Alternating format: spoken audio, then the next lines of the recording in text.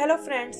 तो आज हम एक ऐसी लड़की की कहानी देखेंगे जो दुनिया की सबसे अनलकी लड़की है, लेकिन फिर उसका सामना एक मैजिकल कैट से होता है और इससे उसकी लाइफ पूरी तरह बदल जाती है। तो चलिए देखते हैं उसकी अमेजिंग स्टोरी को।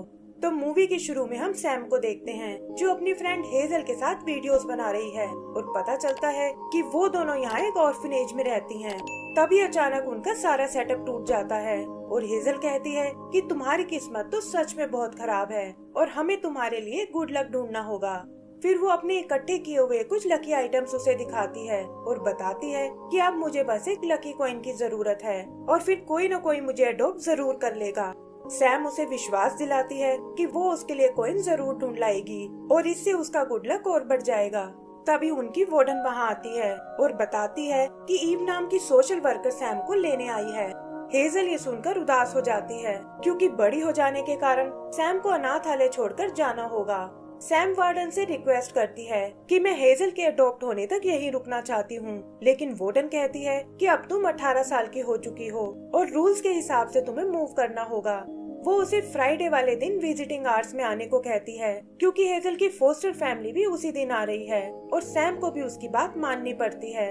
फिर वो हेजल से प्रॉमिस करती है कि फ्राइडे को मैं तुमसे मिलने जरूर आऊंगी और होपफुली मेरे पास तुम्हारा लकी कॉइन भी होगा। बाहर ईव उसे उसका सामान देती है जिसमें उस वक्त की पिक्चर है जब पहली बार किसी ने उसे अडॉप्ट किया था, लेकिन अनलकी होने के कारण वो ज्यादा दिन उनके साथ नहीं रह पाई और तब से काफी सारी फैमिलीज उसे रिजेक्ट कर चुकी हैं। ईव उससे आगे के प्लान के बारे में पूछती है और सैम बताती है कि उसने एक स्टोर में अपने लिए जॉब ढूंढ ली है और कल सुबह उसे ज्वाइन करना है। आगे सैम अपने अपार्टमेंट की चाबी को भी गटर में गिरा देती है और ईव एक नई चाबी देकर बोलती है कि जल्दी ही तुम्हारा लक चेंज हो जाएगा। सुबह भी हम उसके बैड लक की कुछ झलकियां देखते हैं जहां वो कोई भी काम ठीक से नहीं कर पाती, लेकिन किसी तरह मैनेज करते हुए अपनी जॉब तक पहुंच जाती है। वहां वो अपने बॉस मार्विन से मिलती है जिसे लगता है कि सैम उसके स्टोर के लिए बेस्ट चॉइस है, लेकिन जल्दी ही उसका ये भ्रम टूट जाता है और वो देखता है कि सैम ने तो स्टोर में तबाही मचा दी है। तंग आकर वो सैम को बाहर ले आता है और कहता है कि शॉपिंग कार्ट संभालने में तो कोई प्रॉब्लम नहीं हो सकती। अगले दिन सैम हेजल से मिलने जाती है जहां वार्डन से पता चलता है कि हेजल की फोस्टर फैमिली ने अपना प्लान कैंसिल कर दिया है, लेकिन साथ ही वो ये भी बताती है कि संडे को एक नई फैमिली आने वाली है। फिर सैम हेजल से मिलती है जो अडॉप्ट ना होने के कारण बहुत दुखी है और सैम उसे यकीन दिलाती है कि जल्दी उसे एक अच्छी सी फैमिली मिल जाएगी, लेकिन हेजल को लगता है कि उसका गुड लक कहीं रुका हुआ है और वो सैम से उस लकी कॉइन को जल्दी से ढूंढने को कहती है। आगे हम सैम को एक सैंडविच खाते हुए देखते हैं और तभी एक ब्लैक कैट कहीं से आकर उसके पास बैठ जाती है। सैम भूखा समझकर सैंडविच का एक टुकड़ा उसे देती है और कहती है कि काश मेरी लाइफ भी तुम्हारी तरह टेंशन फ्री हो सकती, लेकिन मेरा बैड लक तो मुझसे भी 2 कदम आगे चलता है और शायद इसका साया हेजल पर भी पड़ गया है। तभी वो कैट वहाँ से उठकर भाग जाती है और सैम देखती है कि नीचे जमीन पर एक कॉइन पड़ा हुआ है और वो उसे उठाकर अपनी पॉकेट में रख लेती है। सुबह आँख खुलने पर वो देखती है कि आज उसके सारे काम अच्छे से हो रहे हैं, जैसे होमवर्क अपलोड होना, मैचिंग सॉक्स मिलना और यहाँ तक कि उसका शावर भी काम कर रहा है। तभी उसकी पॉकेट से वो कॉइन निकल कर गिरता है जिस पर अजीब से डिजाइन बने हुए हैं और उसे लगता है कि शायद ये कोई लकी कॉइन है। वो उस कॉइन को टेस्ट करके देखती है और उसे कंफर्म हो जाता है कि ये सच में एक लकी कॉइन है। फिर वो अनाथालय में वार्डन को कॉल करती है और बताती है कि शाम को मैं हेजल को एक सरप्राइज देने वाली हूँ। स्टोर में भी उसका दिन बहुत अच्छा जाता है और मार्विन को यकीन नहीं होता कि एक ही दिन में वो इतनी एफिशिएंट कैसे बन गई, लेकिन किस्मत को शायद कुछ और ही मंजूर था क्योंकि सैम गलती से उस कॉइन को एक टॉयलेट में गिरा देती है और उसे निकालने के चक्कर में वो फ्लश हो जाता है। शाम को सैम उसी ब्लैक कैट से मिलती है और उसे बताती है कि कैसे कल उसे यहाँ से एक लकी कॉइन मिला था, लेकिन उसने गलती से उसे फ्लश कर दिया। ये सुनकर वो कैट चौंक जाती है और कहती है कि ये आखिर तुमने क्या कर दिया। सैम भी उसे बोलता देखकर बहुत हैरान होती है और तभी वो देखती है कि उसके कॉलर पर भी कॉइन जैसा डिजाइन बना हुआ है और वो समझ जाती है कि वो कॉइन इसी कैट ने मुझे दिया था। वो कैट से वैसा ही एक और कॉइन देने को कहती है, लेकिन देखती है कि कैट तो उससे डरकर भाग रही है। वो भी उसका पीछा करती है, लेकिन बहुत कोशिश करने पर भी कैट उसके हाथ नहीं आती और इससे सैम उदास हो जाती है। तभी उसे कुछ आवाज सुनाई देती है और वो देखती है कि पीछे गली में वो कैट बैठी हुई है जो एक पोर्टल खोलकर उसमें कूद जाती है। सैम को ये सब थोड़ा अजीब लगता है, लेकिन कॉइन लेने के चक्कर में वो भी उसके पीछे उस पोर्टल में चली जाती है और वो उसे एक दूसरी दुनिया में ले आता है। कैट उसे वहाँ देखकर डर जाती है और कहती है कि एक इंसान को यहाँ नहीं आना चाहिए था। सैम कहती है कि अगर ऐसा है तो मैं यहाँ से चली जाऊंगी, लेकिन उसके बदले मुझे एक लकी कॉइन चाहिए। तब कैट उसे बताती है कि तुम इस वक्त गुड लक सिटी में हो और अगर किसी ने तुम्हें देख लिया तो मेरे लिए प्रॉब्लम खड़ी हो जाएगी। तभी कुछ आवाज सुनकर वो सैम को छुपने को कहता है और वो देखती है कि दो लेप्रिकॉन्स वहाँ उससे मिलने आए हैं। पता चलता है कि इस कैट का नाम बॉब है और जो कॉइन सैम ने घुमाया था वो ये कैट्स अपने ट्रेवल के लिए यूज करती हैं और बिना इसके बॉब सिटी के अंदर नहीं जा सकता। सैम को ये भी पता चलता है कि सिटी के अंदर एक कॉइन डिपो है जहाँ से ये सारे कॉइन्स इशू किए जाते हैं और वो बॉब से कहती है कि क्यों ना हम अंदर जाकर एक और कॉइन ले आए, जिससे हेजल के साथ साथ तुम्हारी भी प्रॉब्लम सॉल्व हो जाएगी। बॉब भी कुछ सोचकर उसकी बात मान जाता है और सैम कहती है कि फिलहाल अंदर जाने के लिए तुम मेरे बटन का यूज कर सकते हो। आगे उनका सामना एक कैप्टन नाम के लेप्रिकॉन से होता है जो यहाँ की सिक्योरिटी हेड है, लेकिन उस बटन की मदद से बॉब और सैम उससे बच निकलते हैं। फिर बॉब उसे लेप्रिकॉन्स के लॉकर रूम में ले आता है और बताता है कि ये मेरे दोस्त जेरी का लॉकर है जिसकी जॉब इस वक्त कॉइन डिपो में है। सैम वो कपड़े पहनकर एक लेप्रिकॉन बन जाती है और बॉब सबको बताता है कि ये लैटविया नाम के एक मैजिकल कंट्री से आई है जहाँ के लेप्रिकॉन्स बहुत बड़े होते हैं। आगे वो जेरी से मिलने उस कॉइन डिपो में आते हैं जो सैम के साइज को देखकर बहुत इम्प्रेस होता है और तब बॉब उसे कहता है कि सैम कॉइन डिपो का एक टूर करना चाहती है। जेरी इसके लिए तैयार हो जाता है और बताता है कि आज हम कॉइन्स को पॉलिश करने वाले हैं और तुम भी इसमें हमारी मदद कर सकती हो। सैम वहाँ उन कॉइन्स को चुराने की कोशिश करती है, लेकिन देखती है कि एक सकिंग मशीन उन्हें खींचकर ऊपर ले जाती है और तभी उसके हाथ में अपना खुद का बटन आ जाता है। जल्दी ही सैम के बैड लक से वहाँ गड़बड़ हो जाती है और वो बटन भी उससे छूटकर उस मशीन में चला जाता है। लेप्रिकॉन्स बिल्डिंग को खाली करा लेते हैं और बॉब सैम को बताता है कि अब कैप्टन को बटन के बारे में पता चल जाएगा और हमें कॉइन को भूलकर यहाँ से निकल जाना चाहिए। तभी उनसे मिलने जेरी वहाँ आता है और सैम उसे सारी सच्चाई बता देती है कि कैसे वो यहाँ एक कॉइन चुराने आए थे। जेरी ये सुनकर घबरा जाता है और कहता है कि कैप्टन इसके लिए तुम्हें बैड लक सिटी में भेज देगी जो गुड लक सिटी के ठीक नीचे बनी हुई है। फिर वो उन्हें एक बनी ड्रोन के बारे में बताता है जो किसी भी खोए हुए कॉइन को ढूंढ सकता है, लेकिन उसे चलाने के लिए लक क्रिस्टल की जरूरत पड़ेगी। फिर वो सब उस लक क्रिस्टल को लेने जाते हैं जिसे बनाने वाले कुछ बिग फोरमैन हैं और सैम वहाँ एक बड़े से ड्रैगन को देखती है। जेरी बताता है कि ये गुड लक सिटी की मेयर बेब है और इसके पास ऐसी पावर्स हैं जिससे ये बैड लक को कहीं से भी स्मेल कर सकती है। आगे हम उन पिग्स को वो क्रिस्टल बनाते हुए देखते हैं और वो उसमें से एक को चुरा लेते हैं। फिर जेरी उन्हें कंट्रोल रूम में जाने को कहता है और खुद उस बनी ड्रोन को एक्टिवेट करने जाता है। इधर बॉब सैम को रैंडोमाइजर मशीन दिखाता है जिस पर गुड लक और बैड लक के 2 स्टोन्स लगे हुए हैं जो गुड लक और बैड लक के क्रिस्टल्स को अपनी ओर खींचते हैं और फिर सप्लाई लाइंस के थ्रू उन्हें दुनिया भर में पहुंचाते हैं। आगे हम उन्हें उस ड्रोन को एक्टिवेट करते हुए देखते हैं जो पोर्टल से निकलकर सिटी के सीवर प्लांट में जा पहुंचता है और वहां उस कॉइन को ढूंढ लेता है।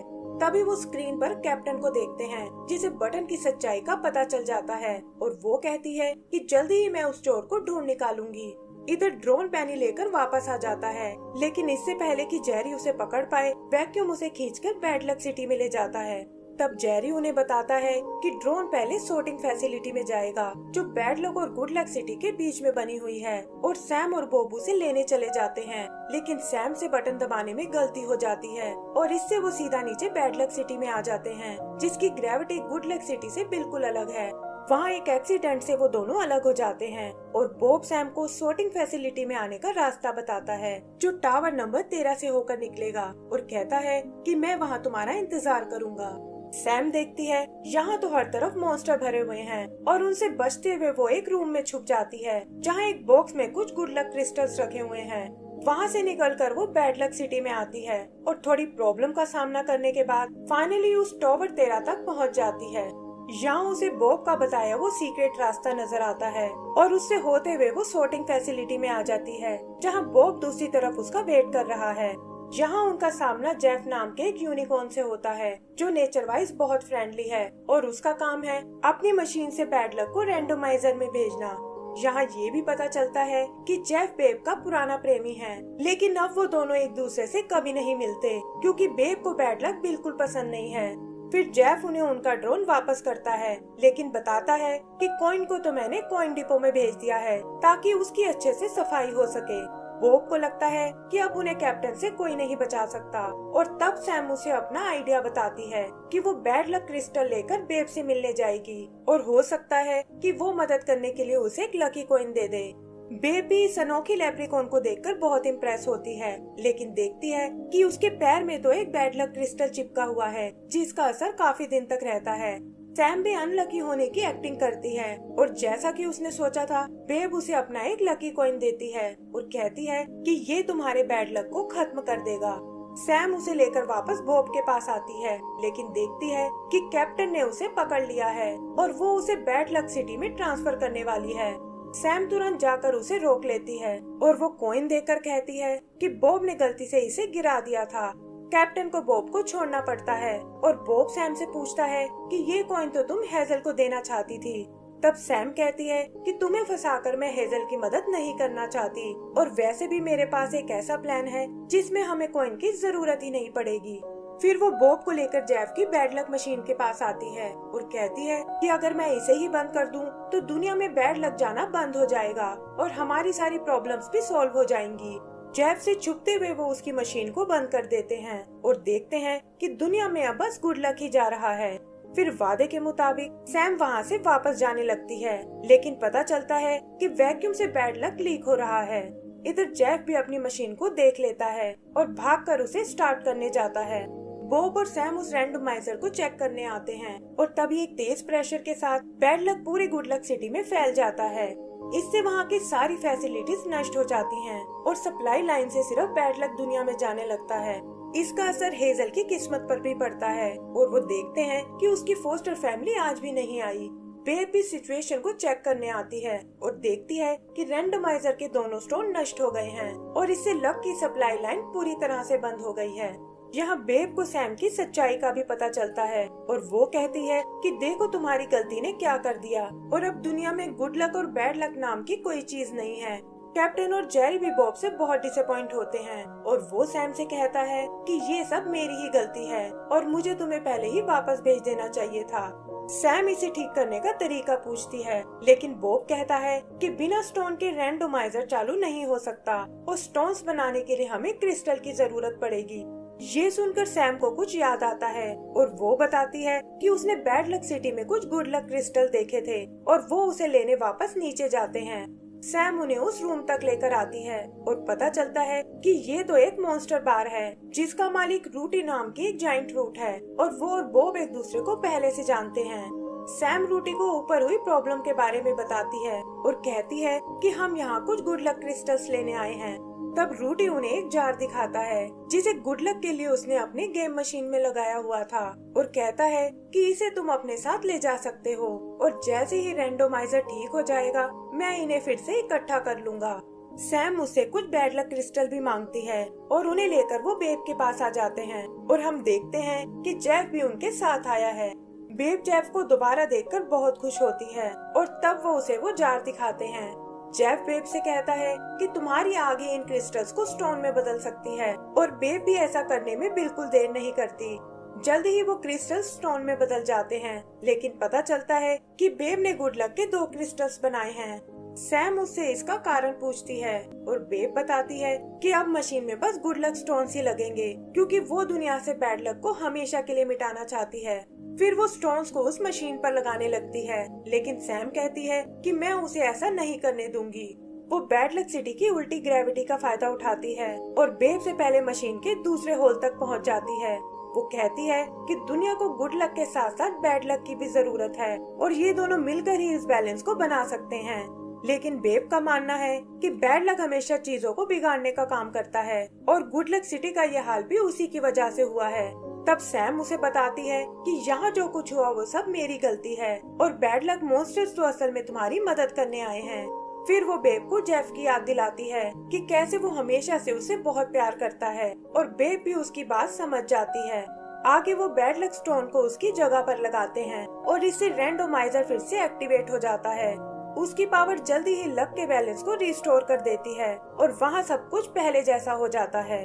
सप्लाई लाइंस भी फिर से शुरू हो जाती हैं और सैम देखती है कि हेजल को भी फाइनली एक फैमिली ने अडॉप्ट कर लिया है। आगे वो सब बेब के साथ उस मॉन्स्टर बार में आते हैं और रूटी को वो गुड लक स्टोन गिफ्ट करते हैं। बेब भी उनसे अपनी सारी दुश्मनी भुला देती है और हम लोग मिलकर उन्हें पार्टी करते हुए देखते हैं।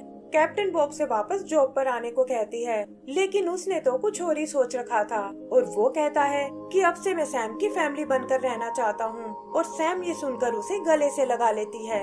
आगे का सीन 1 साल बाद का है, जहाँ सैम ने अपने बैड लक को एक्सेप्ट कर लिया है और फिर वो बॉब को लेकर हेजल से मिलने जाती है। एंड सीन में हम उन तीनों को मस्ती करते हुए देखते हैं और इसी के साथ हमारी ये मूवी खत्म हो जाती है। तो दोस्तों, अगर आपको ये मूवी पसंद आई हो तो प्लीज हमें लाइक एंड सब्सक्राइब करना ना भूलें। Thank you.